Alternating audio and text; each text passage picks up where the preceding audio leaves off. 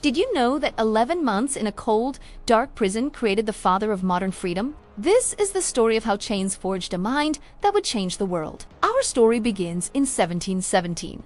In the heart of Paris, the city is a whirlwind of candlelight, champagne, and intellectual fervor. Amidst the opulent salons and aristocratic gatherings, a young man shines brighter than most. His name is François-Marie Arouet. At just 23, he is the darling of Parisian society. He is a poet, a playwright, and a master of satire. His wit is legendary. His words are sharp as a blade, and his laughter echoes through the grandest halls. He entertains nobles, charms duchesses, and writes verses that capture the spirit of the age.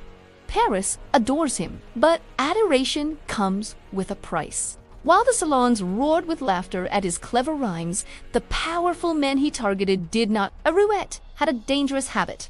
He spoke truth to power, cloaked in humor. He believed that no one, not even the highest-ranking noble, was immune to criticism. His crime wasn't theft, it wasn't treason, it wasn't violence. It was a brilliantly satirical verse aimed at the regent of France himself, the powerful Duc d'Orléans. The poem was a masterpiece of mockery, and it sealed his fate in a world ruled by absolute monarchy. Such words were a direct challenge to authority. The regent was not amused. There was no trial, no jury, no chance to offer a defense. The system didn't require one.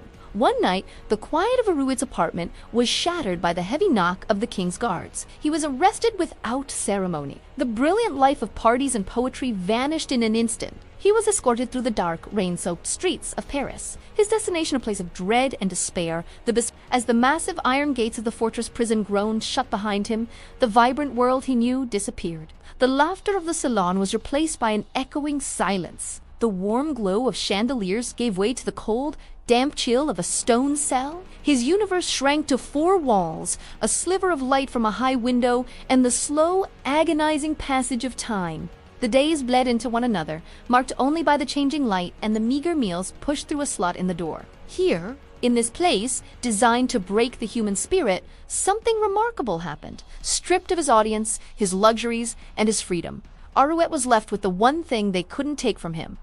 His mind, the silence of the Bastille, was not empty. It was filled with his thoughts. The endless, solitary hours forced him to turn inward. He began to question everything he had once taken for granted. He reflected on the nature of justice, the arrogance of power, and the fragility of liberty. The injustice of his own situation became a lens through which he viewed the world. Why could a man be imprisoned for a poem? Why was the word of a powerful man law, while the rights of an ordinary citizen were non-existent? He saw the hypocrisy of a society that preached virtue while practicing tyranny. He saw the dangers of blind faith and unquestioning obedience. The prison walls, meant to contain him, instead expanded his intellectual horizons. He began to write. With a quill and a few sheets of paper, he poured his rage, his defiance, and his burgeoning philosophy onto the page. He didn't just write poetry, he began to craft the epic play Oedipe, a story about fate and power that held a mirror up to the French monarchy. In the darkness of his cell, he conceived of a new identity. François-Marie Arouet, the witty socialite, was dying, and in his place, a new man was being born. After 11 long months, the prison doors finally opened. The man who walked out into the Parisian sunlight was not the same one who had entered. He was harder, more focused, and armed with a powerful new purpose. He adopted a new name, a name that would soon echo across Europe and the Americas. Voltaire.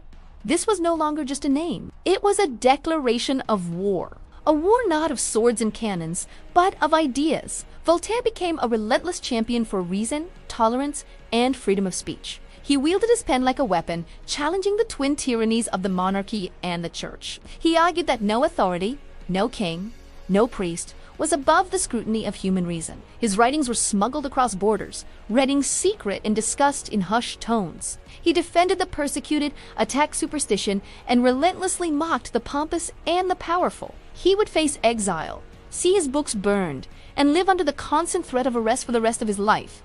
But he never backed down. The iron will forged in the Bastille was unbreakable. His ideas on liberty, religious tolerance, and the separation of powers became the intellectual bedrock of the Enlightenment. They fueled the minds of revolutionaries in America and France, inspiring them to tear down old orders and build new worlds founded on the rights of the individual.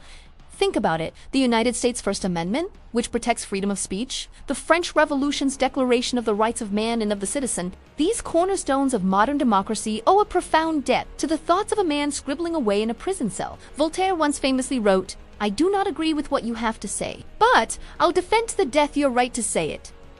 This powerful sentiment wasn't born in a comfortable study, but in the crucible of oppression. He also warned it is dangerous to be right when the government is wrong. Those words, born from the bitter experience of his imprisonment, are as relevant today as they were 3 centuries ago. The story of Voltaire and the Bastille is a powerful reminder that the human spirit can find strength in adversity. It shows that confinement can sometimes lead to the ultimate liberation of the mind, and it proves that an idea, once born, can be more powerful than any prison, any army, or any king. The ideas that escaped the Bastille with Voltaire in 1718 are still shaping our world, reminding us to question authority, to cherish our freedoms, and to never, ever be afraid of the power of words.